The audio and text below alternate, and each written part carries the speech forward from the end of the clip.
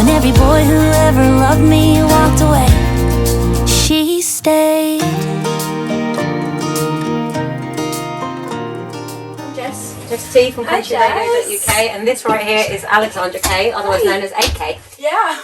Actually, I say otherwise known as, you're very well known over here in the UK. You've got a massive following. You've built up over coffee. Yeah. Over the years. It's been incredible, and I've just enjoyed continuing to come back. This is my third time, so. It is your third time. Yeah. To think so, and I'm sure you're not your last, not with an audience like that. Thank you. They absolutely loved you. It was fantastic. Thank you so much. A great set. And, you know, how have you, well, you come from Illinois, right? Yeah. And small time girl, you know, how do we build up to this? Tell me that first. Oh my gosh. Well, years and years, but I think I started this about a little over 10 years ago, maybe 12 years ago. 12 years ago, and on R&B. I'm aging myself, yeah.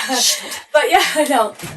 But yeah, in R&B and just writing songs. I mean, I started writing songs when I was 13, 12. And so that just became my passion. And then I rolled that into, you know, just connecting and really falling in love with singing and falling in love with just the culture that was like the St. Louis music scene and just working my way through there, meeting everybody I could. And then I ended up signing my first deal in 2012.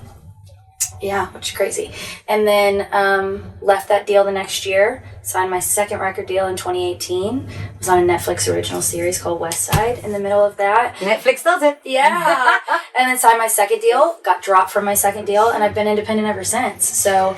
And that's a really big deal, actually, because you just said that on stage, and I think it's really, really important. I know how much you highlight that fact, and I think that's a big, big deal, especially for the massive growing scene, not only in country, but the independents who are becoming okay to be independent. Yeah. It's something that wasn't even a possibility, but you can make it work. You can. And here it is. Yeah, absolutely. You just have to be, you know, be ready for whatever anybody's going to throw at you, whether that's, you know, people in the industry telling you you're not going to make it XYZ, you have to be okay with missing out on opportunity that are just kind of industry looks, because, you know, we don't get the same looks as everybody else that's signed, but, you know, the thing is that we make it up monetarily, and we can, you know, take that money and grow our careers ourselves if we're ready to do that. And thank goodness I found a team that was ready to put in endless hours of work. Well, you're right. Your team is a big factor. They become your family. Yes, huge. You know, so much more than just your team. They're everything. They're your support network in every way. Yeah. But also, I think being brave is a big deal too. Yeah. Being brave and taking the risk, because I think you've done that. You've really, really done that. And it's led to being able to tour with Tim McGraw. Yeah. I remember you having a screaming fit on TikTok about that. Oh my God, I still have a screaming fit. It was 2 years ago and I'm still screaming about it. I know. Yeah, it was incredible, and Tim was amazing, and I learned so much on that tour. It was my first major tour, and it's really prepared me for what I'm getting ready to go into, which is my first arena tour with Jelly Roll. And so I know. Not much then. So that was my first amphitheater tour 2 years ago. I knew nothing about touring, other than just what we were doing, which was touring in a van, small clubs. We play like a lot of rock clubs, like all the dirty, nasty ones, you know. You could fit like 100 people in, and so that's what we started in, and that's why doing what we just did, which is like really packing that stage out there. It's why I was, you told me when you walked in, you said you look so happy. And I'm like, I am so happy because I worked so hard for that. And I am not an artist that just got picked up on TikTok and got signed and then thrown on a big tour. I have done the smallest of shows. I literally played shows where not a single soul walked in, and I played my entire set to nobody, to the bartender. I have done the nitty gritty. And so to stand out there, having turned 100 capacity rooms to now we're doing 2,000 capacity rooms in London next year in a different country. I could cry every single time I'm up there because I appreciate it so much. I think that's what it's about. It's about the graft. It's about the hard work. And if you have put that in, you know, every old school successful musician, and now you even see it, they really, really get there by putting the work They in. do, yeah. And touring and like you say, playing to nobody. I think that's really, really important. Yeah. So what's been your most favourite gig so far? Oh, honestly, this one is now just taken as my favorite. But before that, it was also London as well. It was when we sold out London. Where did we play last year? Islington Assembly. Mm-hmm. Yeah, that's my hometown, actually. Yeah. Oh, cool. They got good taste. That was my favorite. Because I just couldn't believe that we had sold 1,000 tickets in a matter of days across the pond. Yeah, it's insane. So, and how were they with you? Incredible. They all knew, if they knew it, well, from what I could see, I mean, how did you see it from your side of the stage? From what I saw in watching all the videos is that, because I was trying to get a ticket, it was impossible. But the thing was, I did find that they knew every word to your song. They do. They do. That's it, right? They do. Children. Even out there today. Yes. Children. And then I was talking about this earlier, their mothers. It's amazing the demographic, how it's kind of changed. Because TikTok is how I found the younger demographics, how they found me. And I love them. And then my album being through my divorce and a very more mature record with a mature subject kind of got the moms in and the dads in. And so now it's like I can see a mother and a daughter having two completely different experiences where the mother is connecting to my songs from all I've ever known.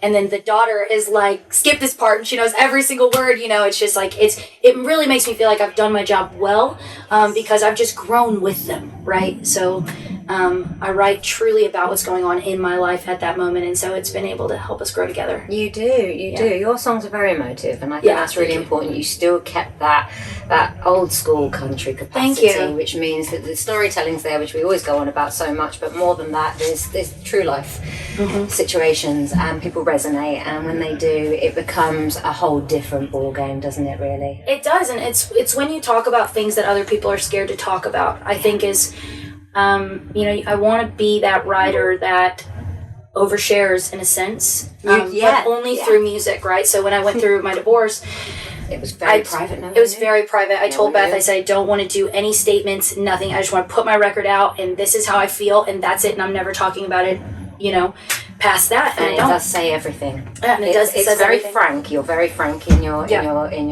writing and how you explain how you feel, and you're quite you're brutal at times, which I think is really important as well. You're not scared to really tell the truth, even if just tell it like it is, if it ain't so nice. Yeah. And also, your heart breaks. Songs when you feel there's something about them that it feels like people talk about things, but I feel like you're connecting in a different way because it's just barefaced honesty, and I think that's a great trait. Yeah, thank you. Certainly. So much. What's next? You just told us what's next on stage. Yeah. Tell us now. You said more music. What's next is a new record. So I'm actually working on 2 projects at one time right now, but which has been a little overwhelming, but also they're both coming together very, very nicely. So it feels like I'm kind of ahead of the game. But that's why I've taken such a long stint of not putting music out, is because I wanted to make sure my next project was like really representing who I am and where I am and like where life is headed. And so we're working on that. That'll be out next year. And then coming back, we're getting ready to announce a UK Europe tour. So we're announcing that sometime next week. But that'll be for like a whole month, and we'll be on tour in UK and Europe for like a whole month in 2025. So super pumped about that. We come back from this, get ready for another headlining tour, and then do that. And then from there, we tour with Jelly Roll for the remainder of the year. So busy. You are absolutely busy. Would you say you're almost making it?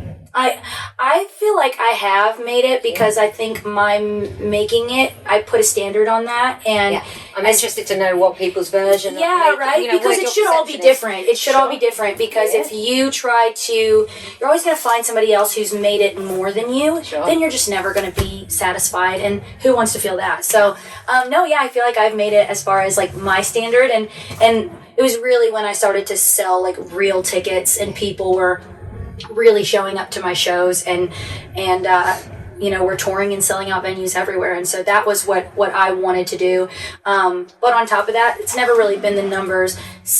Looking out and seeing an entire crowd of people sing my songs and bawl their eyes out and have their own personal experience with that. That's what I wanted to do, and so I did it. So you're doing it. I'm super excited. A couple more questions before I let you go. Yeah.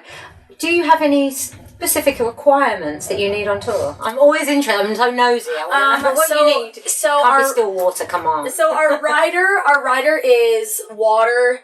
We always have red wine because our drummer drinks red wine, and I think he's pretty much gotten everybody on red wine. So we got some red wine over there.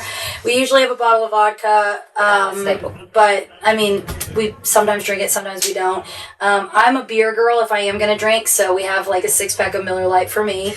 And then, what else? We have like Cheez-Its, we always have charcuterie, like some sort of like meat and cheese, something, and we're just snacking, protein shakes, that kind of stuff.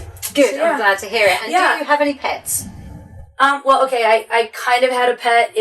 She's back with my parents now, but she was mine for like 2 years or 3 years, I think she lived with me. You adopted her for a time. And yeah, because they moved to... So she was my parents' dog. Her name's Gracie. She's like a yellow hound. And she was my parents' dog. They moved to Florida to a place where they couldn't have pets. So I took her for like 3 years. And then when they moved back, now she's back with them now. Which is fine because I can't have pets in my place now. So no, I don't suppose works your out. place is in one... You don't have one spot anymore. Yeah. Let's hope it stays that way for some time. Absolutely gorgeous speaking to you, darling. And thank you so honestly, much. Been following you. We've all been following you for a long time. Thank and we've you. seen you rise and grow, not only as an artist, but as a person. Thank you. And thank you for your honesty. Hi guys, it's Jess T on countryradio.uk.